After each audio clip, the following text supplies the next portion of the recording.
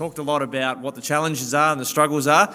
This is so important, especially on one of our key themes, sustainability, on just what actually we'll do within the commodity sectors to get our sustainability right. That was our focus this morning, sustainability, innovation, and what we need to succeed. We're now turning our attention to what we have to do in practice.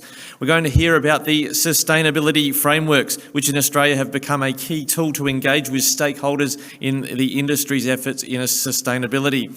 We're going to take a look first of all at grains and then beef and sheep sustainability frameworks. Thank you to our session sponsor, the South Australian Department for Environment and Water. First up, I've told him he's got a tough gig. Nigel, the after lunch speaker, so do pay attention. Nigel Corish from the GrainGrowers Limited will take us through the Behind Australian Grain, a Story of Sustainability. Nigel's a fourth generation farmer from Gundawindi in Queensland. Do they still park backwards in the angle parks in Gundawindi? Yeah, that's still a thing. He's got more than 20 years of farming and business management experience. He's Managing Director of New Leaf Ag, a family-owned food and fibre company. And Nigel is a Nuffield scholar and currently sits on the boards of Cotton Seed Distributors and GrainGrowers Limited. Please welcome Nigel.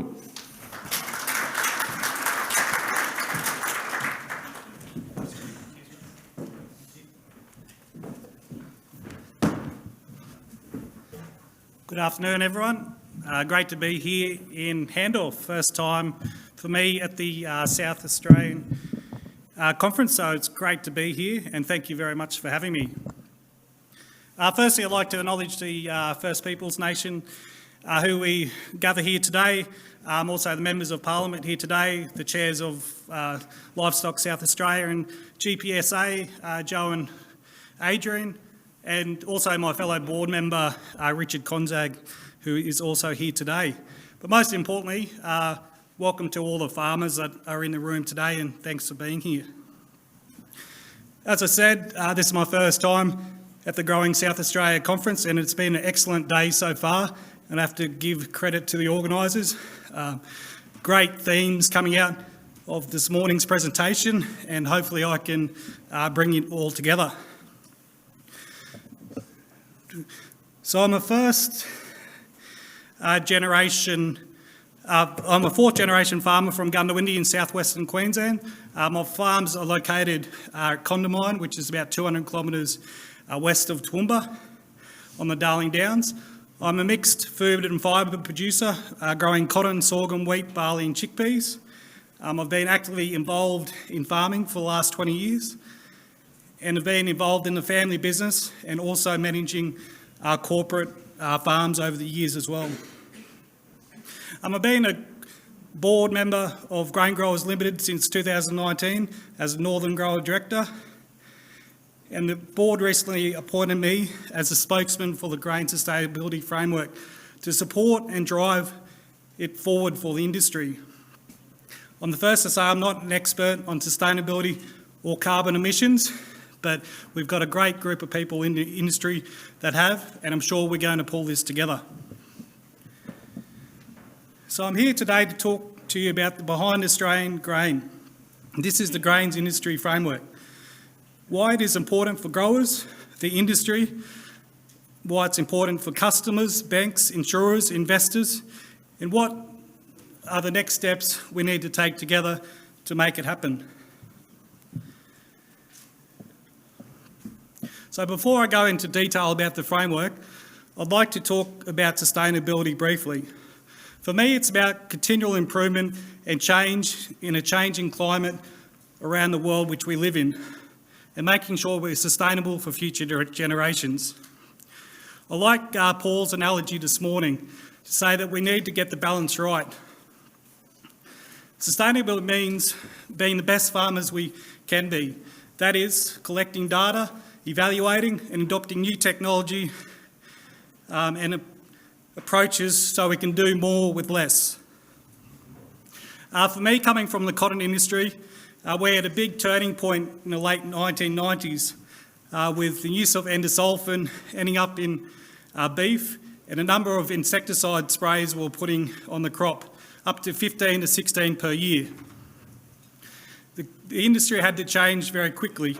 So as an industry, we came together and put in place the best management practices, and at the same time, GM was introduced to the crop.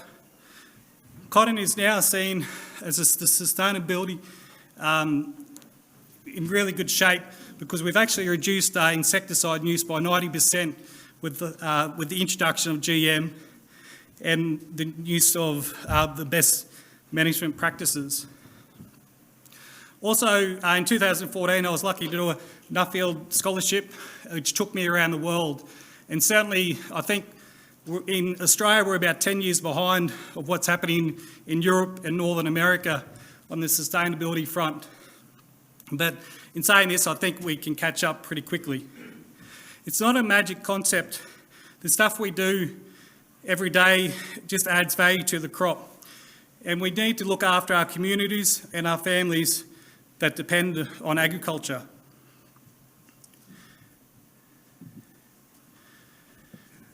So what is behind Australian grain? Is that slide 4? I think I might have went too far. There we go. It's about showcasing our industry's credentials and the things that we do well. It's all about the things we've spoke about today. And while it's been led by grain growers, it is supported by all parts of the supply chain and industry, including Grain Trade Australia, GRDC, the GPA and AGIC. Before we get any further, I'd like to say that grain growers don't own the framework and it's owned by the industry. And I think Grains Australia will be the appropriate home for the sustainability framework moving forward.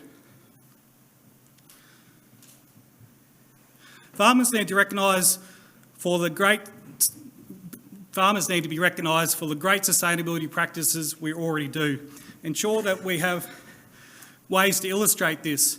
Farmers are going to be squeezed or left behind if we can't illustrate the sustainable ways we farm and the ambition to improve these. Also, farmers need to take ownership of their sustainability assets and credentials as they will be valuable into the future. It's also a great way to show the larger community that we are clean and green. Unfortunately, it's not enough to say these things. We need to have the data and show through farming practices that we are doing this.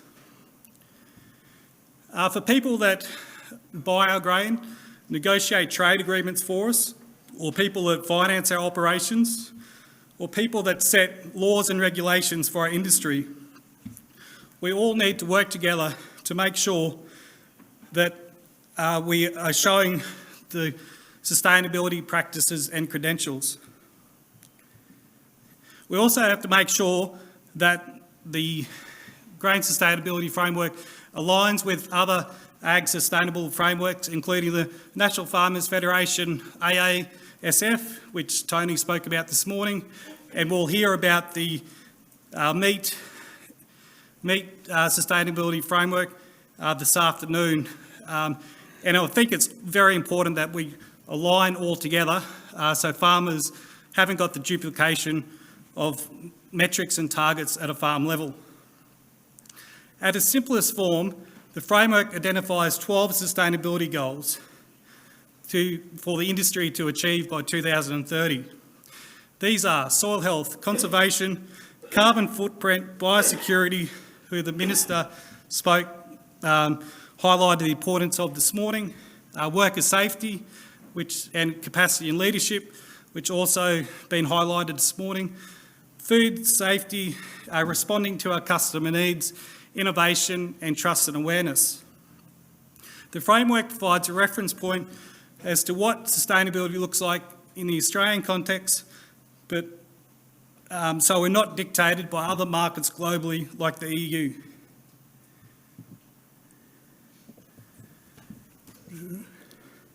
The process of developing the framework. It has been a lengthy process. It's been almost 2 years since the stakeholder consultation got together and highlighted the fact that there was a gap in the industry. The board at GrainGrowers Limited got the structure agreed to, but then became the hard part, trying to get the measurements which enable us to show us our credentials. This is made more difficult because we need whole of industry data, not just farm level and individual businesses. At this point in time, we're still working through the detail and locking in targets, but we expect to put our first sustainability report out by the end of the year.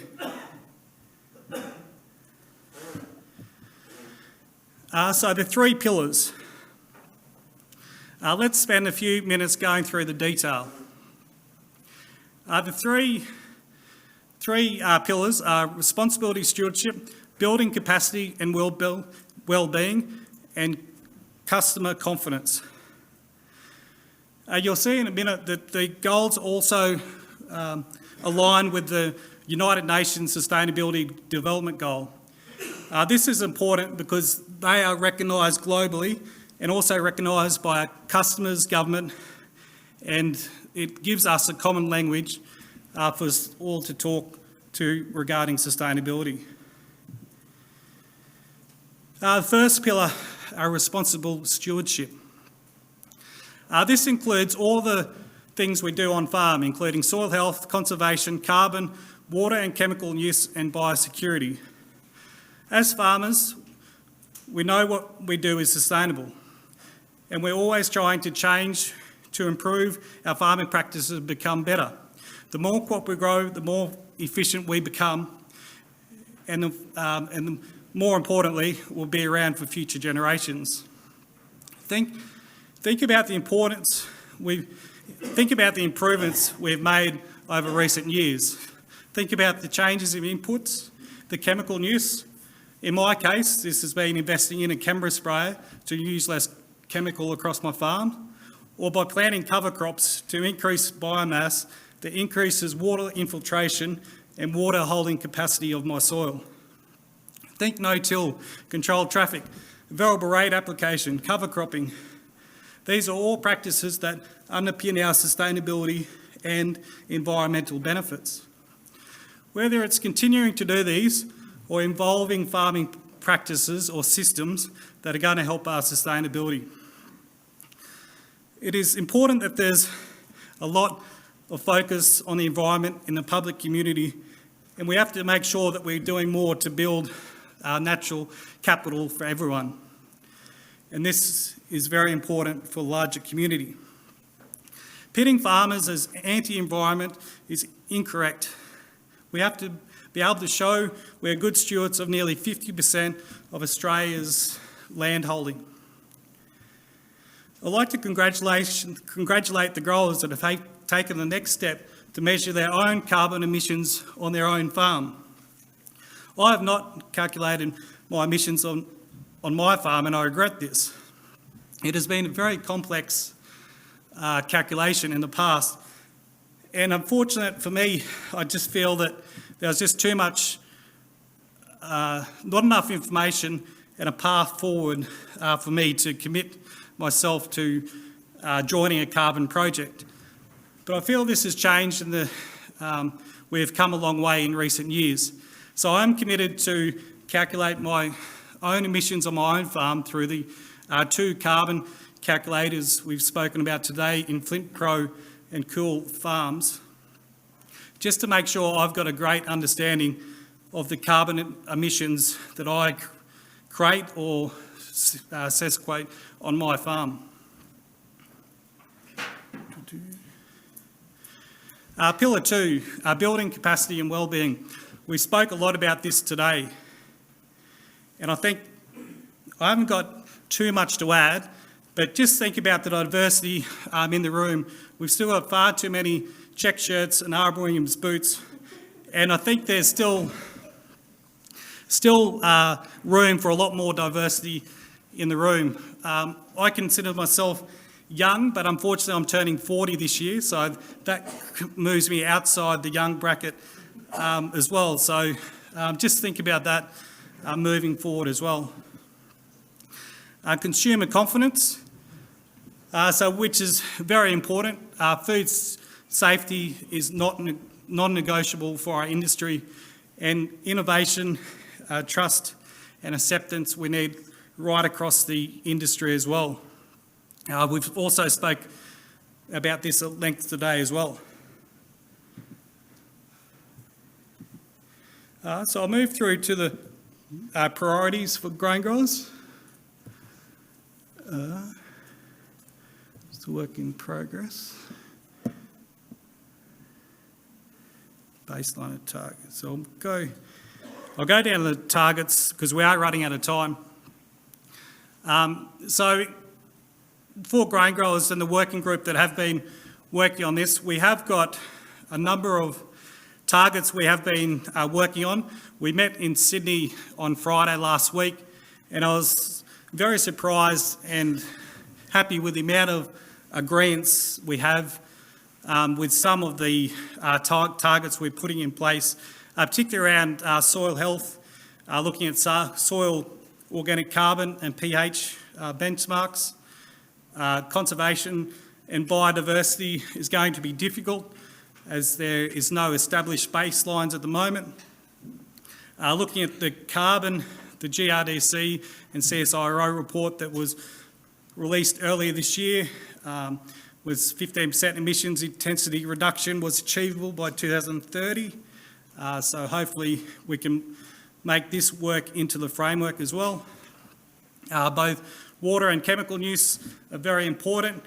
This also includes chemical storage on farm as well. Worker safety is paramount, particularly target of a zero fatality rate and 30% reduction in industry, which aligns to national strategy. We'll just keep moving on quickly. And I'll just take you through to the what's next slide. So, as I said, we met down in Sydney last week. We had Colin and Adrian there, so thank you very much for being part of it. And I think we're going to continue to work together, correlate the data over the coming weeks, and by the end of the year, hopefully we'll have a report on behind the Australian grain. I'll also continue to keep revisiting the data available and hopefully keep working with the government to plug the gaps we are seeing. There is still plenty to do, but I think we're very motivated and we're well on the way to achieving a grain sustainability framework for the industry. Lastly, I'd like to thank Fiona McCready at GrainGrowers, who have done all the hard work developing the framework and pulling everyone together in the industry. And I'd like to thank Shona and Zach from GrainGrowers for putting my presentation together. Thank you.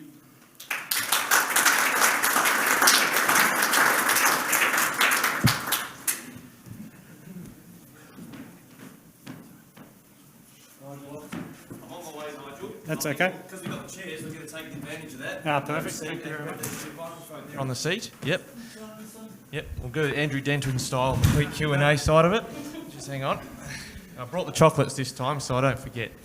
Now, got some questions coming from the audience. Don't forget to use Slido to ask the questions. The first question here, you mentioned behind Australian grain. That's from the grain point of view. How's that going to plug into the overarching Australian Ag Sustainability Framework? Yep, so the working group is trying to put the grain sustainability framework together. We're actually going to try and use the same metric and targets as the other frameworks. So as a farmer, we don't have any double up or duplication to get the data that everyone's looking for. All right. Consumer confidence, you've had that up there as a pillar of sustainability goals. Is it actually a pillar or is it an outcome of sustainability accountability? That's a really good question. I think it's a pillar because there's food safety, there's a number of key important elements and goals that we need to get right before it is an outcome for consumers. Yep, so building that confidence in consumers, in the product and what we're doing on Absolutely, this. and I always go back to the data. I know Tony Marr spoke a lot about it this morning as well, but data is going to be our biggest asset as farmers moving forward, and we need to have that data to make sure our food's safe and sustainable. Now, you mentioned you were going to do some carbon auditing or accounting on your farm. What was your experience of going through that? Was it an interesting process? Was it frustrating? Was it a bit scary? All the above. I guess being involved in Nuffield, you around a lot of people that are innovative, want to jump in and try new things, and certainly I was one of those. Looking at this, jumping into a carbon market or carbon program, I thought was going to be the next big thing for me, and I was very excited moving forward with it. But going through the contracts and realising so at the time it was going to be a 30-year commitment, providing carbon credits to the company I was going to do the project with, and I just had a realisation that this asset, or the thing that is probably most important to my farming system, is probably going to be more valuable than I'm they wanted to put a value to it. So, yep. So my decision was to, sort of stay back, watch what the market's doing, and Yep. And I still today I think for growers it's important to make sure you're realising we've got a great asset that's going to be very valuable to the world at some point. On that point, that sort of gets to this question here about identifying what you already had value in the farm. What metrics were already in use on the farm or are already in use on farms that could be applied for commodity sustainability frameworks? Yep, so water use is probably the easiest one we've got hopefully established. So we're looking at that 8 kilograms efficiency for grain production, and I think that's achievable right across our farming systems. All right, we'll leave it there. We've got the sheep and cattle to hear from shortly, but Nigel, please thank Nigel for his presentation. We have a gift here for you too.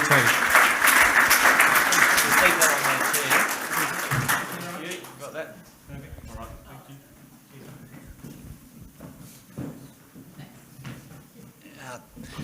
you. Like I said before,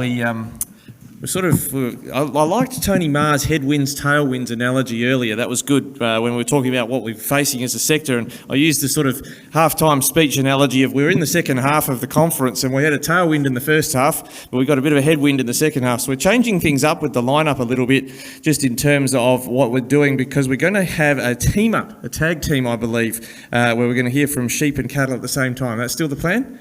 Yep. So we'll ask you both to come up. We have Sarah Hyland here as well as Jacob Betros. I'll just introduce them briefly. The Australian Beef Sustainability Framework was first launched in 2017 and they've published updates on progress against targets every year since then. Jacob Betros from Meat and Livestock Australia is responsible for managing the framework and its related projects, including Secretariat Services for the industry. Just realised I've got a mic here.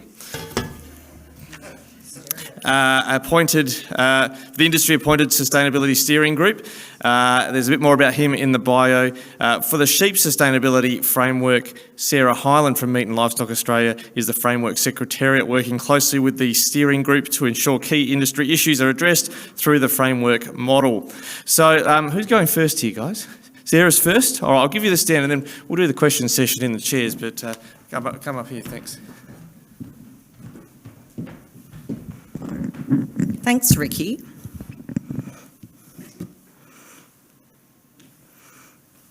Wouldn't you agree? Okay, so today we've had about 4 or 5 different interpretations of sustainability. We've had balance, we've had doing more with less, we've had harmony, we've had not using enough now so that we've got enough for the future. We've got about 230 people here. I'd wager 50 to 80, what do you reckon, Jacob? Different definitions of, conservative definitions of sustainability would come out of today. So probably that's the first point I'd like to make. It's not easy. In fact, has anyone heard of the Sustainability Development Goals? Yep. How many are there? Yes, 17. Ollie? 17. 17. And that's great. How many indicators? Does anyone know? Or would you hazard a guess? Give me a number. It's 231. Yeah, it's 231. So just straight away there, you can see how complicated it is. How many of those indicators talk about animal welfare? 0. So the job's right for the beef and sheep sustainability framework. Our job is very much to define sustainability for our industry and develop a lot of specific indicators that are unique to our sector. Okay, why do we need it? Who's this fella? This is Larry Fink. And Larry Fink's the CEO of BlackRock. And they manage, around $9 trillion worth of investments around the globe. And every year, Larry writes a letter to all the CEOs of all the organisation that he tips bags of money into. And he says, hi, just letting you know, if you start investing too much in coal or, looks like you're doing stuff that's not great for the environment, not only will we rip our money out, but we're going to vote out your board directors as well. Thanks, Larry. So if you're ever wondering how important it is in terms of finance, just Google Larry Fink every year and his letter to CEOs. It's pretty in your face. What else? So we heard a little bit about mulesing before. The fact is that when I'm an 18-year-old young Italian woman buying my $3,000 Gucci crop top in Milan, I want to be pretty clear that merino is not from mulesed wool. So this, certainly for our sheep framework, this is becoming one of our biggest issues, and for the sheep sector in general. What else is going on? What's Australia best in the world at? Aussie rules? Rugby league? The other thing we're really good at is exterminating all of our native flora and fauna. In fact, there's only one country better at that than us. Do you know who it is? It's Indonesia. So, there are reasons, in case you're looking for them, why our sustainability frameworks are important. So, what we always notice in organisations, we hear the words a lot, don't we? Oh yes, it's at the heart of everything we do, and sometimes you don't read it in annual reports for years and years and years and years. It's not there, and suddenly, as you know, our legacy is all about sustainability. Well, is it?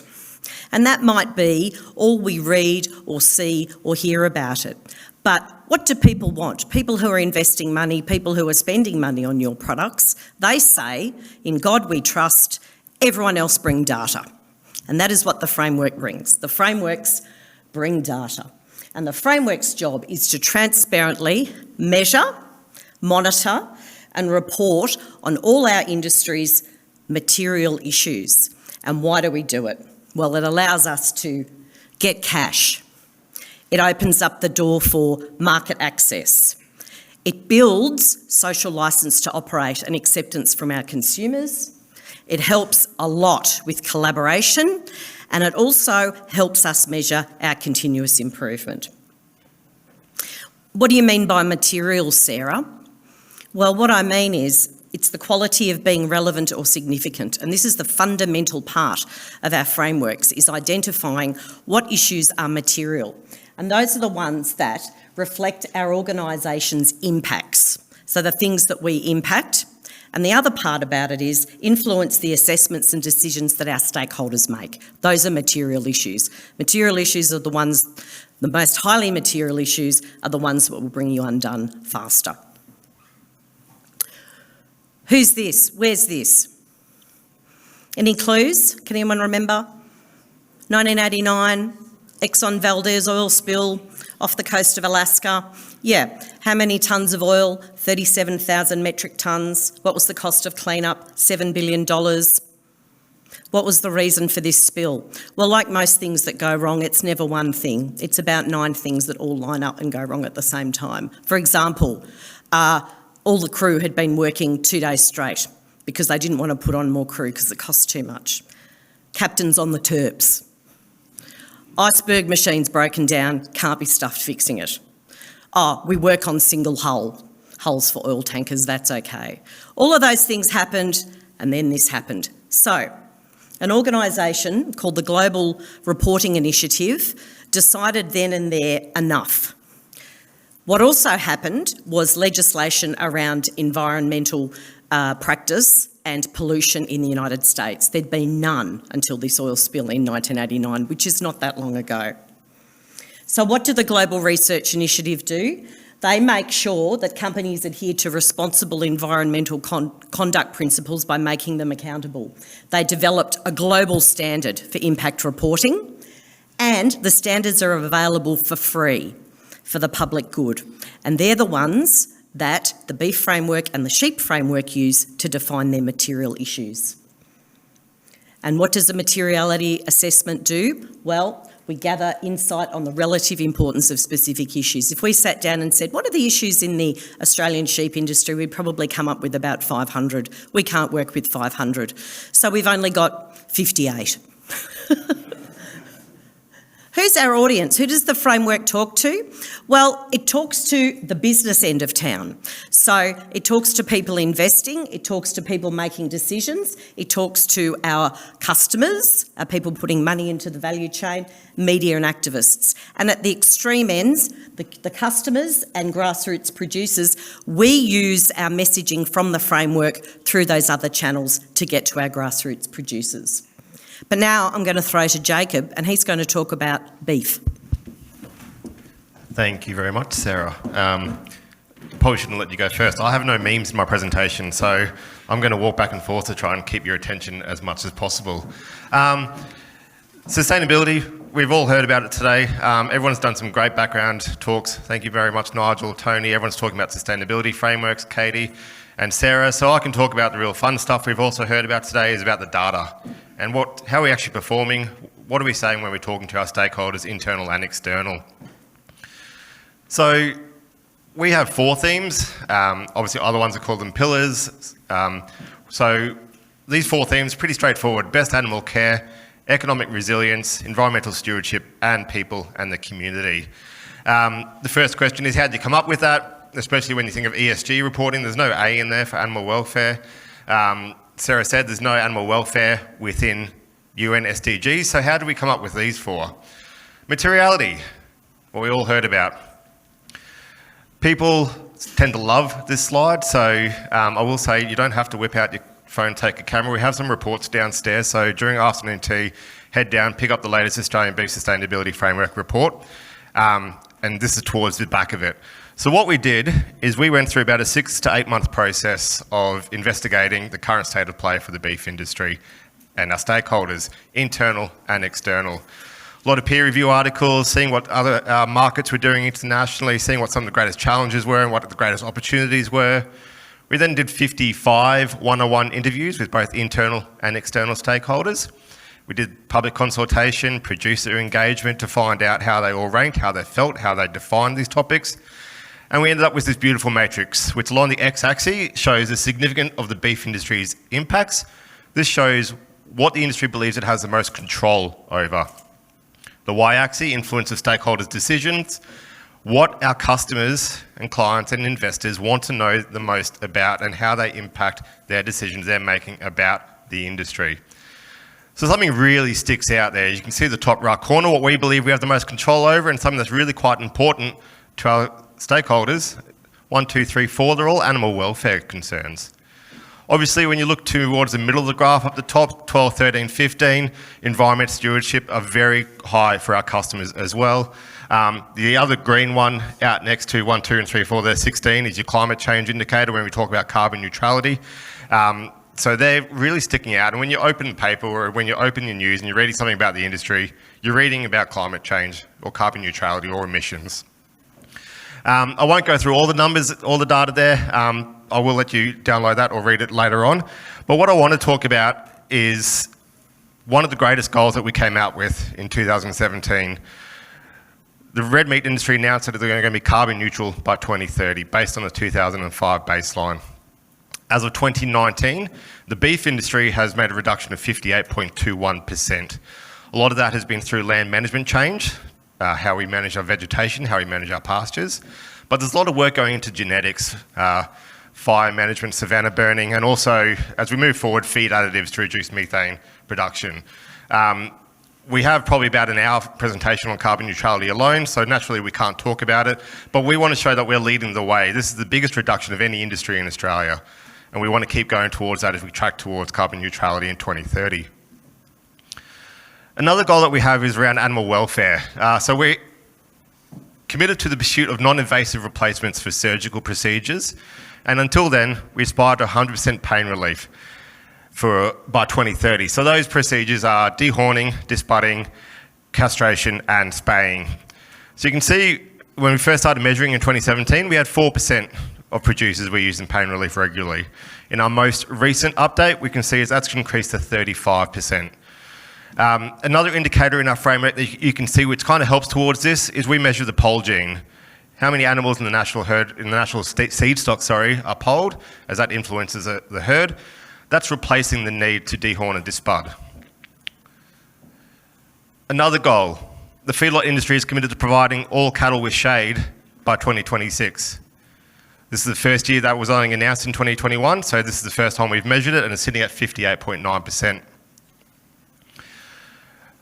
They're the three goals that we have in the framework at the moment, and we need to be working towards more. We need to be doing more around those goals. We've been tracking, measuring our trends for about 5-6 years now, and a lot of people are asking, where are we heading? What's our actual goal and target? It's all good to know that we're moving in an upwards direction, but what are we aiming for? So over the coming year, we're going to be working really hard with industry and our stakeholders to see exactly what should we be trying to achieve with biodiversity. Nigel said there's no baseline yet. That's true. It's very difficult to measure biodiversity at a national industry scale. Forest restoration activities, water quality, we want to try and achieve goals for every single one of our priorities that you saw up in that matrix before. It's not going to be easy, but it's what we're expected to do when you see the United SDGs out there.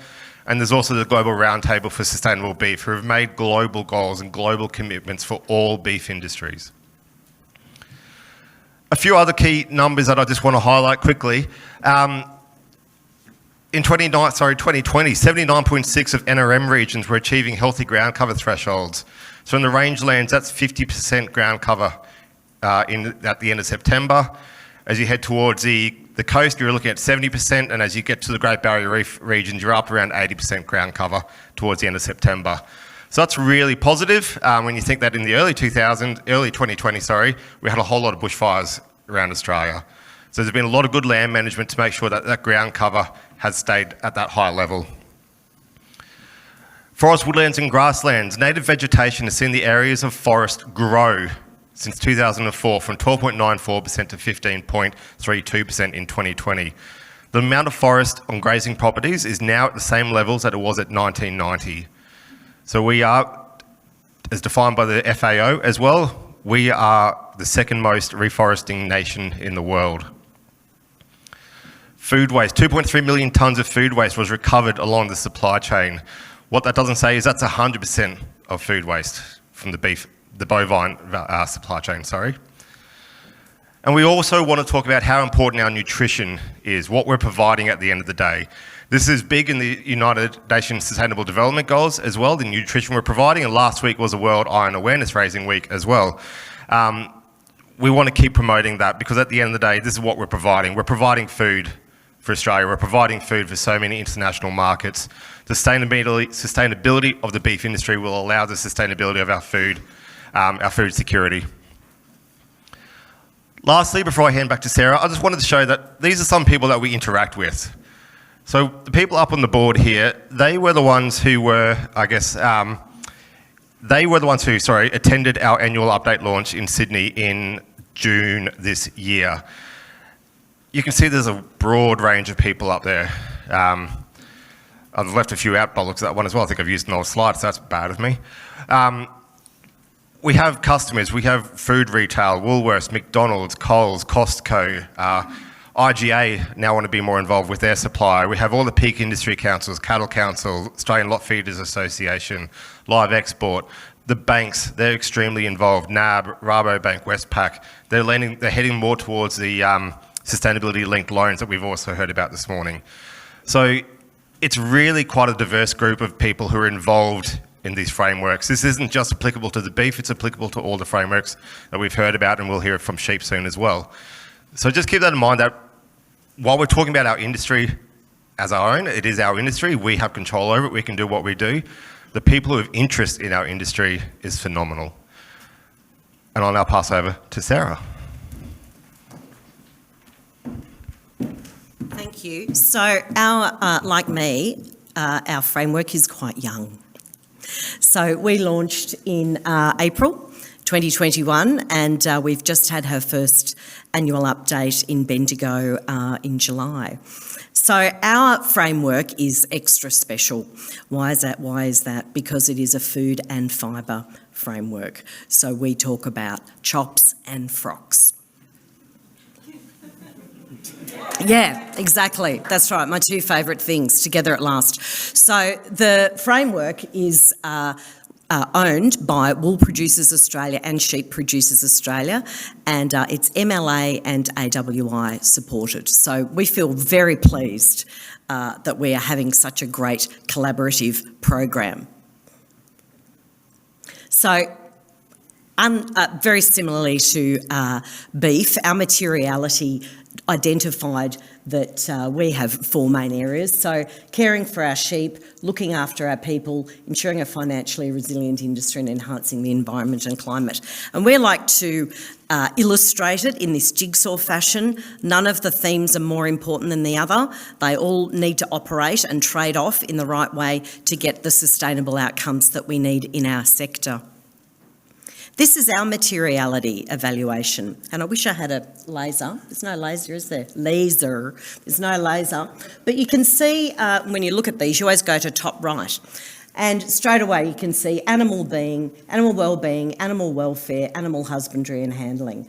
So all of those particular caring for our sheep issues are our most material. Then we have some of our environmental ones afterwards. And then over on the left-hand side are our financial resilience and people issues. And you can see, it doesn't start at zero. You're either important, material, or highly material. So, it's sort of like, everything's important. How on earth do we prioritise these first among equal issues? So you can go and look at our framework, which has been released in our first annual report, and you can look at that online. So let's sum up. Frameworks. You've just had a crash course in the Australian beef and sheep sustainability frameworks. What do? If you had to think? Well, they show evidence of industry practice in a transparent fashion. They showcase our strengths, but very importantly, they identify where we need to improve, because customers don't expect you to be perfect, but they do expect you not to bullshit them. And that would be a very key platform of our framework. Why do you need it? It's good to get market access, and it's also good to get finance, capital access. And overall, it demonstrates to the world that we're committed to the longevity of our industry. Thank you very much.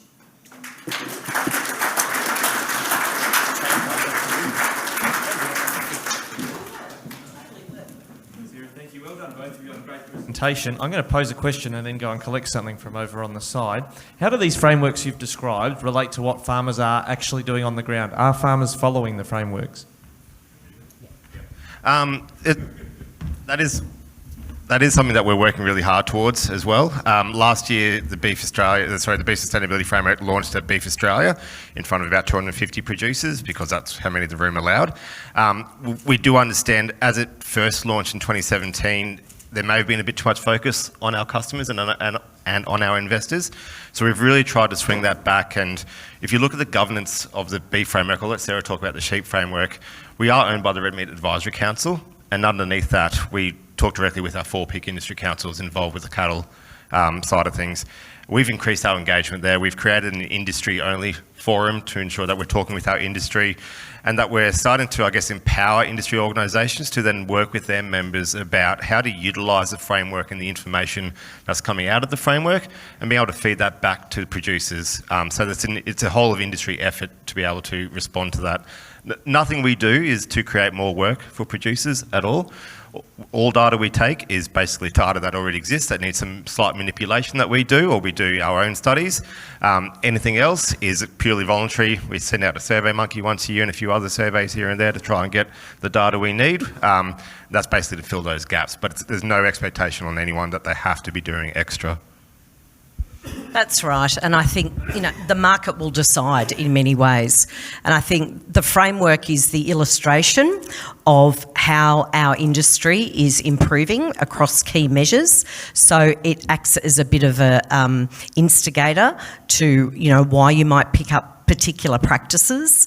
And very importantly, our peak industry councils and SFOs are so critical for looking at that information, understanding the feedback, and then really giving that message to their members about, you might want to look at this, or if you want to look at carbon work, or if you're interested in biodiversity, I can show you the way that you can best manage that through all of the materials and services available. Now, I think, Jacob, there might be a mic on your chair or on Sarah's chair. You've got a mic each there. So just one last question. What has been the response from the stakeholders outside sheep and beef industries to the frameworks? Have they been keen to discuss what you're doing, or they want to see some action first? Very keen to discuss. So, Nigel, I've been speaking with Fiona McCready a lot. Helen Dornham from Dairy Australia were the first to launch in Australia in 2013. So all industries, and this very much speaks to the Australian Agriculture Sustainability Framework as well, we're all in this about brand Australia. We're not here to say that beef is better than sheep, because Sarah will kill me for starters. It's not. Then we're not here to say that we're competing against each other. We just want to continue our access to a market. We want to continue our access to produce amazing food for the world. So 100%, if we can get those consistent standards, those consistent questions and indicators and data, it makes life a whole lot easier, because there are a lot of sheep, beef and grain producers out there as well. So we want to be able to make sure that we have a consistent approach. Yeah, I would say that I get the most attention from market access stakeholders. So Australian Ag, DAF, all of our agricultural councillors overseas are very interested in what our framework is saying and doing and reporting. So I'd say it's a great interest. All right, and I've learned a new word, or one I haven't used much before, materiality today. So materiality. Very it's important. The word. Very Jacob, live it, know living it. in a materiality world. And I'm a materiality Sarah, girl. you're a materiality girl. Yeah, I knew that. Fantastic. Thank you. both. Is this Hague's? Oh, sweet.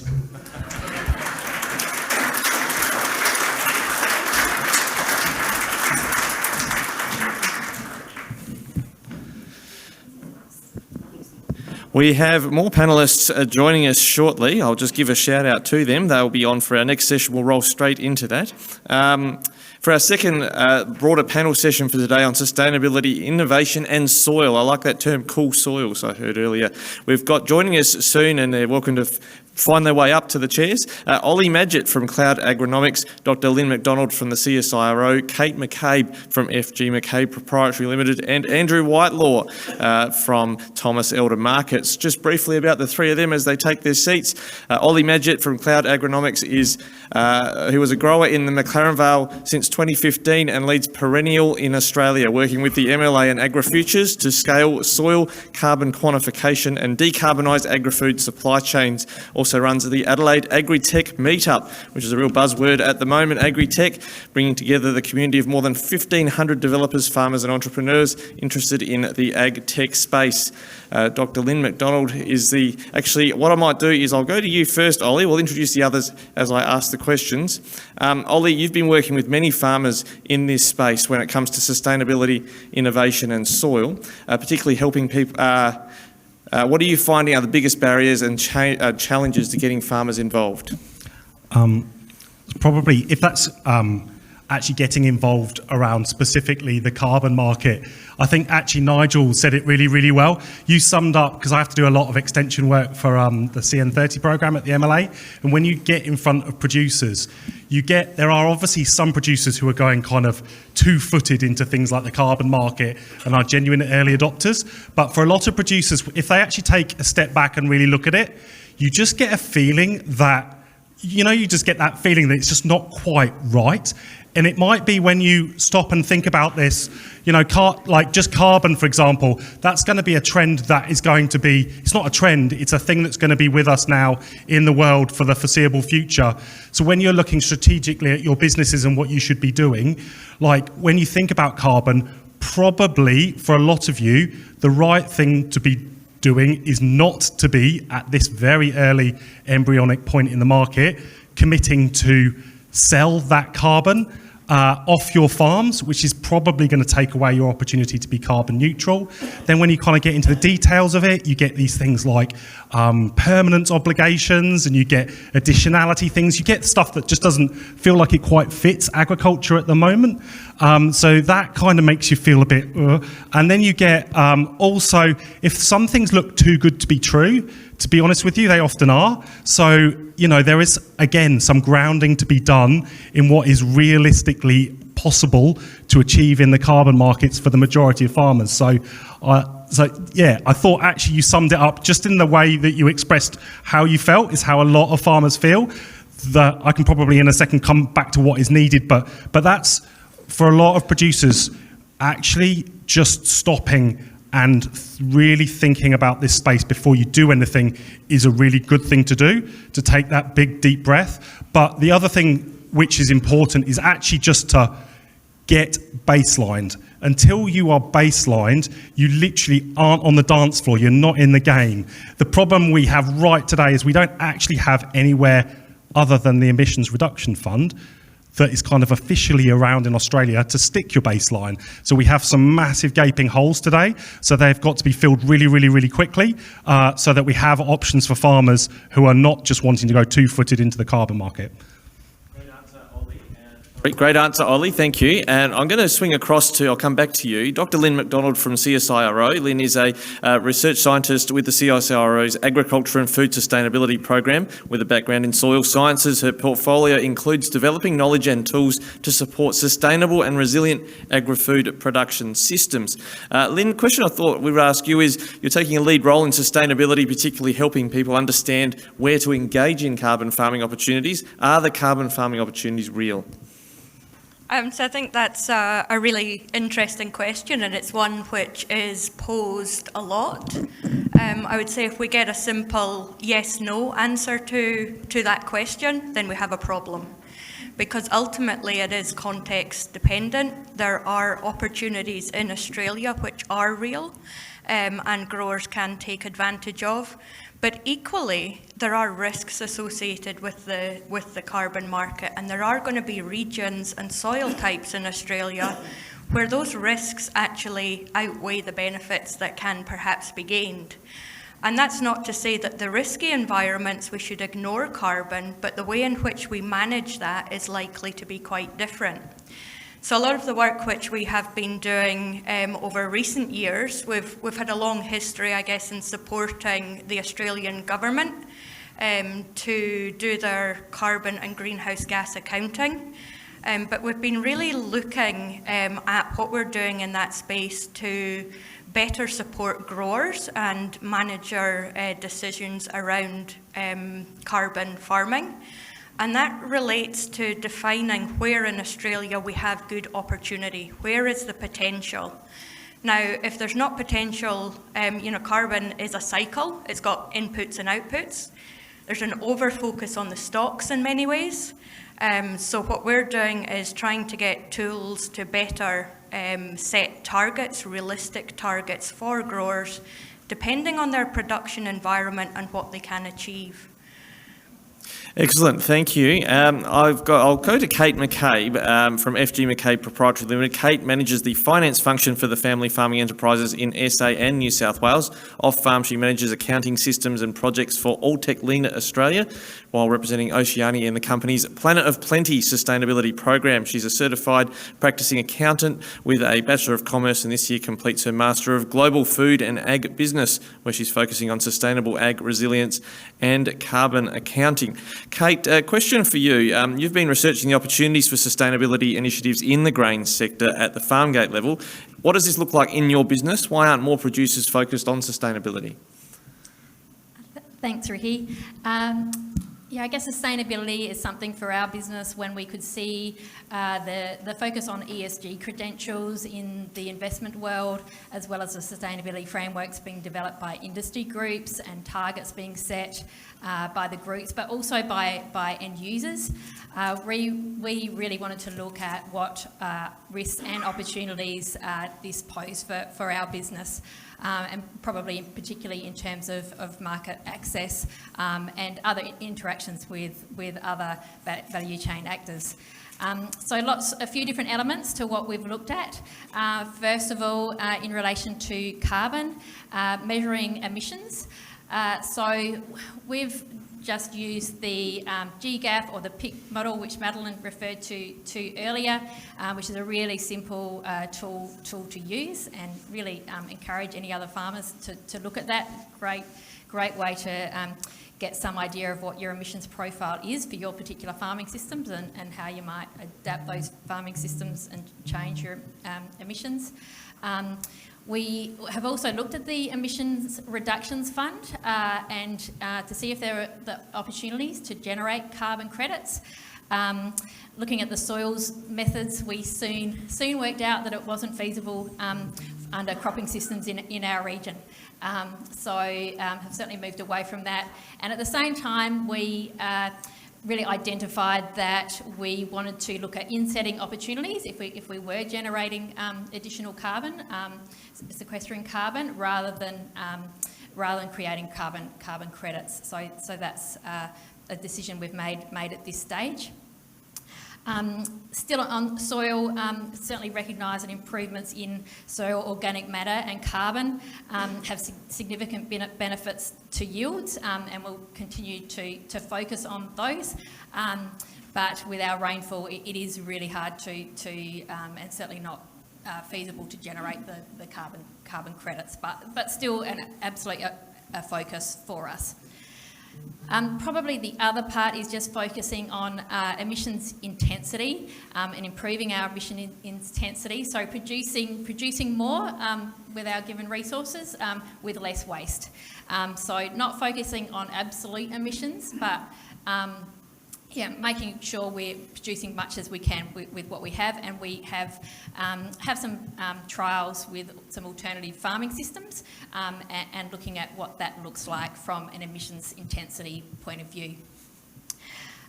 We did find with our measuring our emissions that legumes and strong nitrogen use efficiency, that emissions intensity in our region, particularly in the South Australian mid-north. It is very low compared to other regions in Australia. So I think that's a really good news story. Certainly a benchmarking group we did in the mid-north showed that across all producers in our region that it was particularly low, and a lot of opportunities for lower emissions grain. So that's a real focus for us now, is verification of low emissions grain. And possibly carbon neutral if we can get there, and if Climate Active let you eventually use some insetting. Still a long way to go there, but working on that. That does create a real record keeping challenge. So that's probably another element that we're looking at, is just making sure our systems and processes for recording data are really efficient.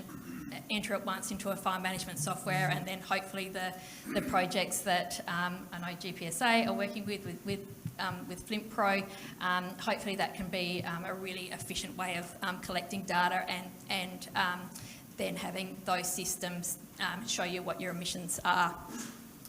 We've also been looking at sustainability accreditation, so obviously ISCC as a canola growers, something that we need to be aware of, but also what our end users are looking at as far as other accreditations. I think that's just going to become more and more of a requirement, and again requires record keeping, so looking at systems and processes to collect that data very efficiently. Ecosystem services. We're looking at opportunities for environmental plantings on our less productive land, certainly at an initial stage of this, and understanding how biodiversity outcomes can be achieved. and also looking at comparing carbon sequestration in those environmental plantings across our different properties and what land is most efficient for which purposes. The look-see, which again Madeline referred to, and there's a Department of Environment and Water tool, which are really helpful to measure the carbon sequestration potential of those environmental plantings, which some of those links will be available to all the attendees. So yeah, really suggest you have a look at those. I think there will be future opportunities for trading credits with the previous government's biodiversity stewardship platform, and then just recently the new government has sort of probably reinforced that, talking about biodiversity credits. So I think that's a space that's a real opportunity for us in the future. Lots of unknowns and uncertainties, but good to get better understanding about how that will work for our properties. Resilience is the other area, so we've focused on diversification from a geographical, farming systems, and what resources we invest in. As far as geographical, there's the climate futures tool, which is really helpful. It just shows you the effect of emissions and climate change on rainfall and temperature. So that's another little tool that you can look at across Australia what your area will look like. Technology, which we've heard lots of today, and yeah, obviously that's going to be absolutely imperative in sustainability, but also in resilience. So whether it's improving our wheat varieties, moisture probes, precision agriculture, and so much more in that space, which we'll continue to focus on.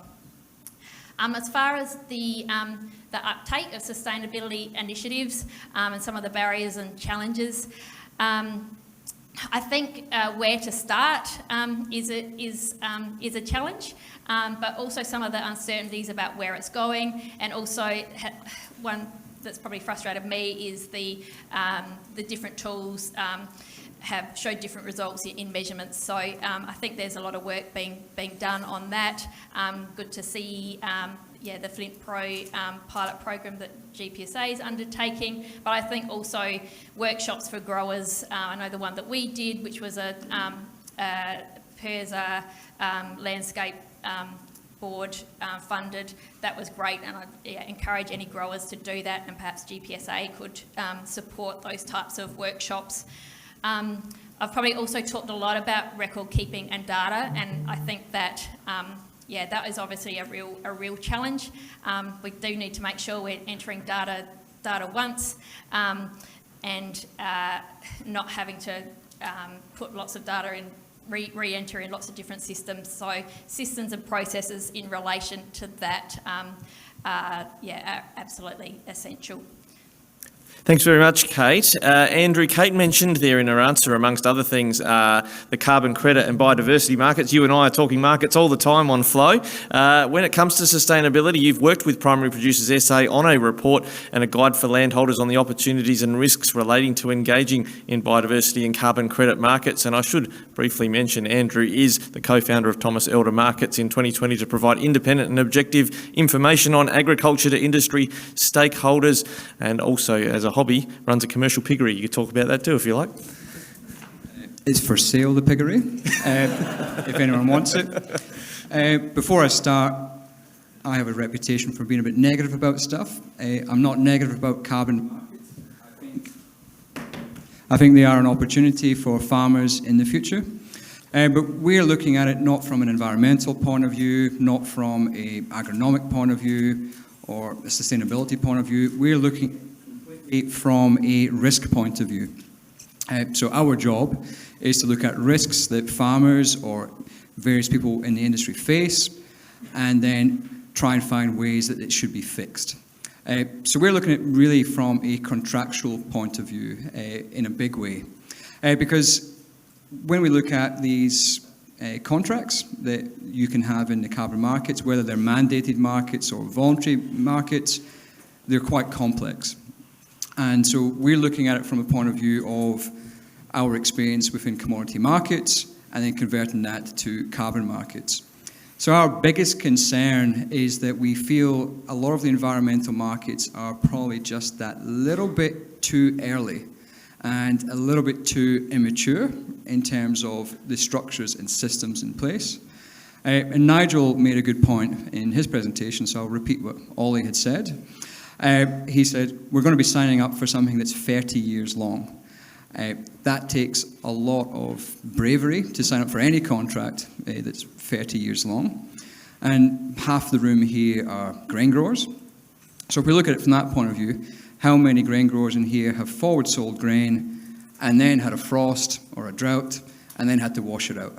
So that is one of the biggest risks that we see is you sign up for a 30-year contract, not a 6-month grain contract, and then you have a problem with your plantation or whatever it may be, and then you have to have a washout.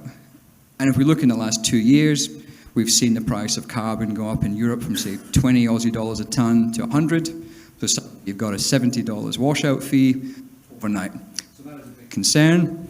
The other thing we see is there's not the same maturity and when we look at things like standardization of contracts. So we have some standard contracts, but they're not as strong as they should be. We don't have things like dispute resolution. And that is a concern that we sort of see over the coming years, is just getting that market being tagged in. And what we want to see is more maturity in these markets so that a farmer can enter the market without fear that things are going to go wrong. And all he said about getting a baseline, we think that's important because it will be something that comes up.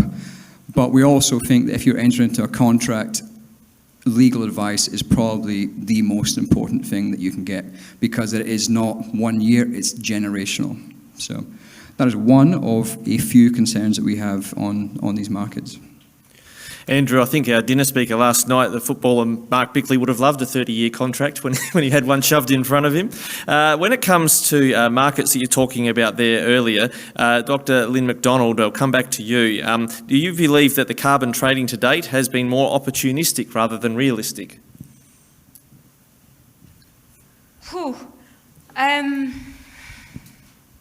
I think there's been a certain amount of opportunistic market at the moment. I do think that the market has to mature a long way yet, and that is, particularly around being able to set those realistic targets for particular production styles, and also moving away from the concept that what management practice is going to support carbon sequestration over the long term, because I think that's another one of the aspects that you don't necessarily want to lock into particular management practices. You want to be able to be responsive to the environment and to changes going forward. So I think as we do go forward, and as I say, the Look-See tool that Kate was referring to earlier, that is updating, and we have new tools in there that help growers define the potential, and potential is largely driven by, can you increase that biomass production any? It's also looking to define the opportunity, so opportunity to store stable carbon. Now, carbon is in soil in different forms. Some of it turns over real quick, 2-3 years, it's gone. That's doing important functions for your nutrient cycling and your biological functions, but it's not for your carbon market. You've got more stable carbon in there that, again, we can measure. And so we can begin to get these indicators around what's your potential, how much more stable carbon can you really store, and what's the risk of reversal or risk of losing carbon going forward. And I think when we begin to assess carbon markets in that sense, then we're maturing, then we're making informed decisions about where it will work best and where it won't, where you're looking to manage a fast carbon cycle for your productivity. Great answer. Look, I'm going to throw this one to the whole panel, and whoever wants to jump in and answer it. I think someone's asking for a friend here. Where would a family sheep farm in a high rainfall area start if they want a baseline for their farm emissions and carbon?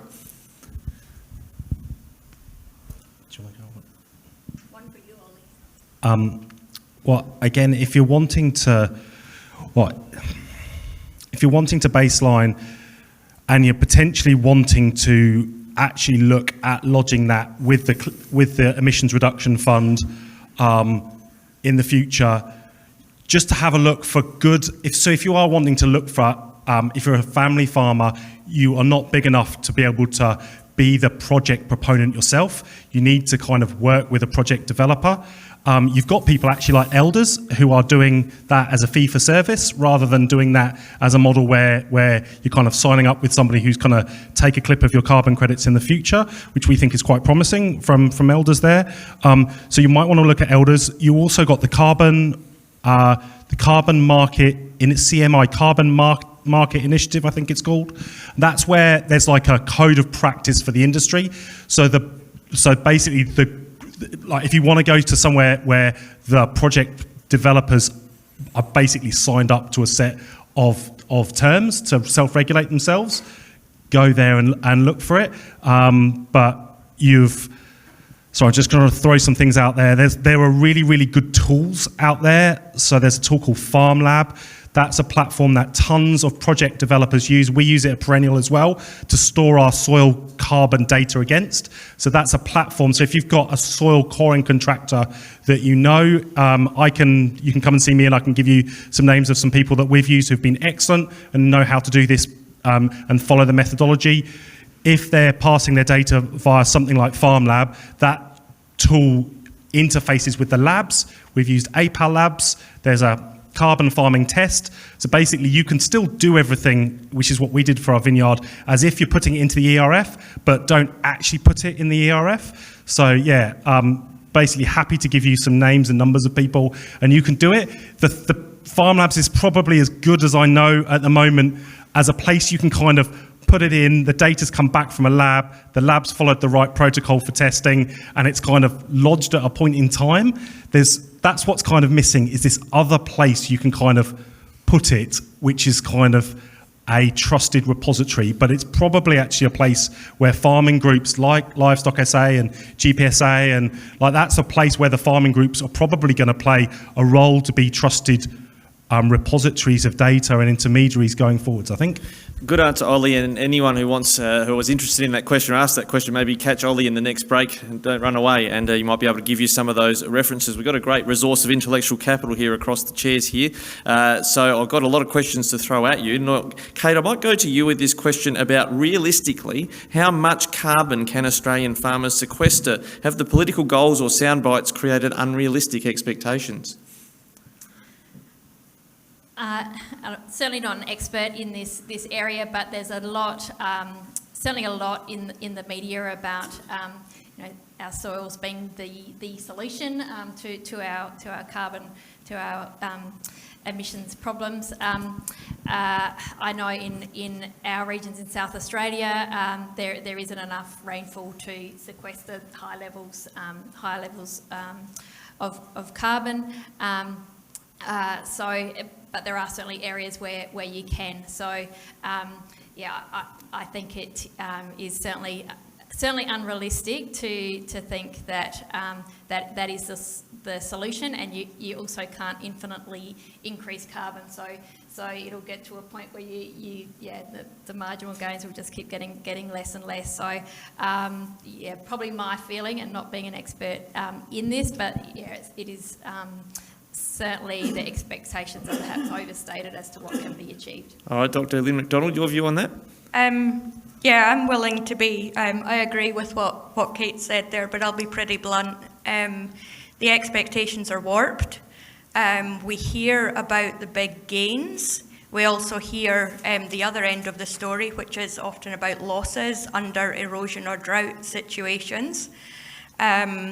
So the expectations are warped, and then oftentimes when we come to try and estimate at the national scale, we take those big numbers and we multiply them across big areas of land.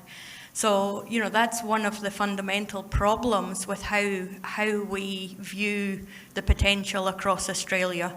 And as much as we begin to take into account system type, soil type and environment, We're trying to do that in the sense of projecting what we believe will happen into the future. And I think somebody had a great slide this morning around forecasting.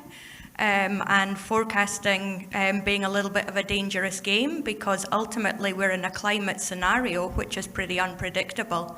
So that long-term forecasting around how our carbon will behave is perhaps a little off the blocks as well. So we've got multiple points of uncertainty coming in to skew those expectations. A bit like Mark of the Day, I think this is question of the day. We don't give a prize for it, but I think it's energised our panel. Ollie, your answer? Yeah, I was going to say, Rikki, just again, because I've been working for MLA, so the couple of numbers are right in the top of my mind at the moment. So obviously, just looking across Australia, there's over 350 million hectares of Australia is grazed.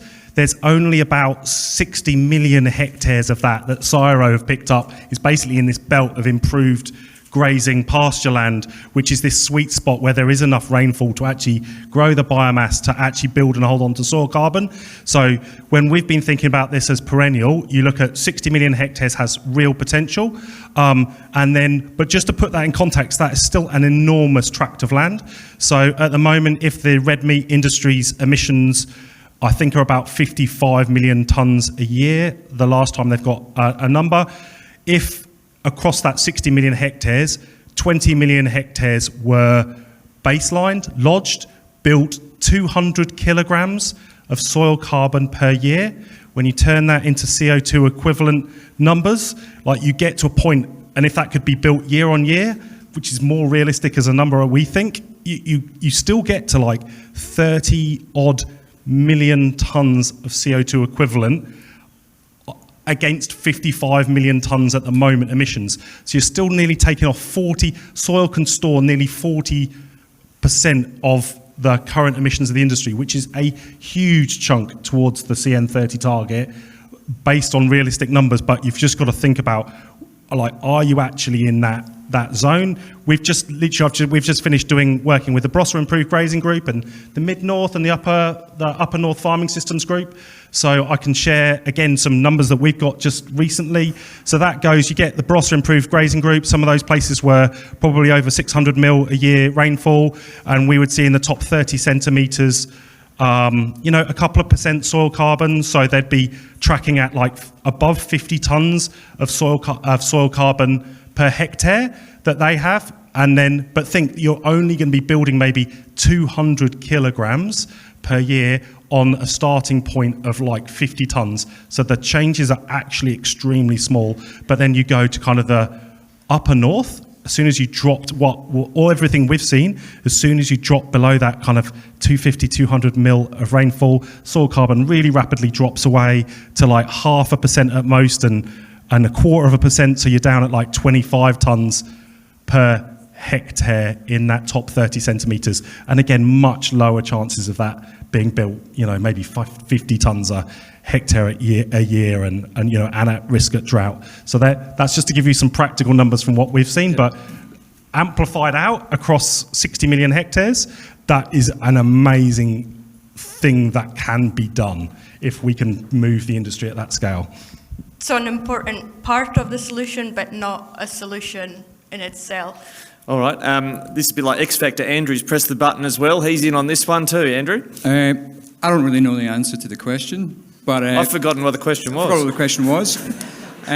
But I think when you look at whether we can offset how much carbon, how many tonnes, that's one question which is important. But I think there's another consideration in terms of how we do that. In terms of we still have an ethical obligation to produce food.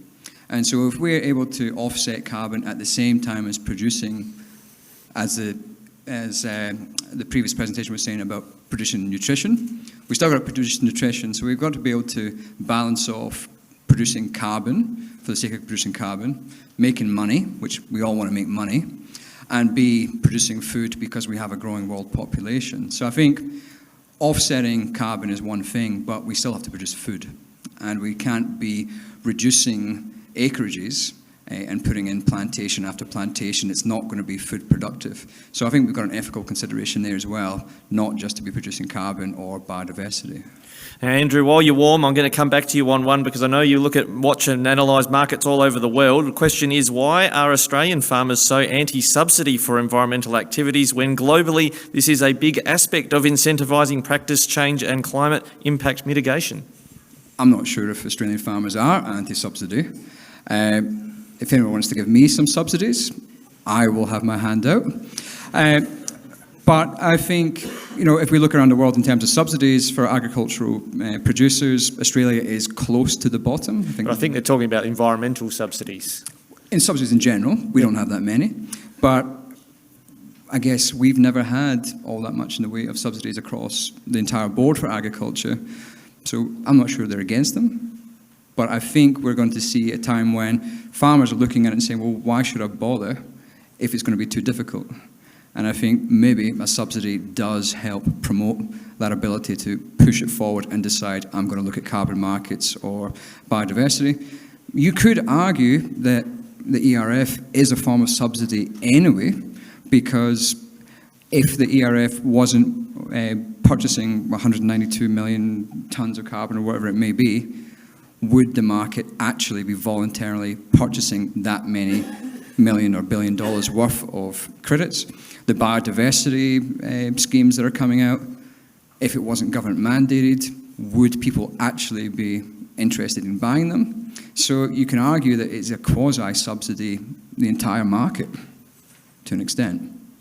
But I think the premise of the question as well was also about that other countries are creating those environmental subsidies for their farmers. Is that what you're seeing? We're seeing that in Europe, the subsidies for all sorts of things, including environmental, for set-aside. We've got the food to fork, or fork to food, I can't remember the saying, but 2030, Europe is changing a lot of its policies. That is going to become the next major issue for Australian agriculture, in that there will be that green diplomacy, where if you want to import goods into Europe, you have to be following the same standards, protocols that they're doing in Europe.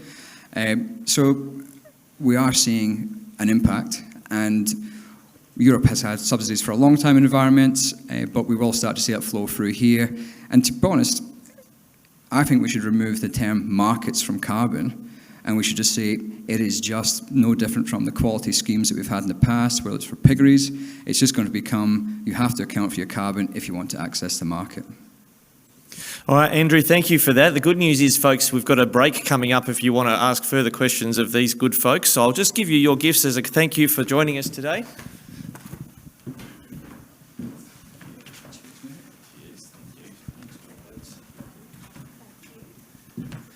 Please thank our four presenters as they head off the stage.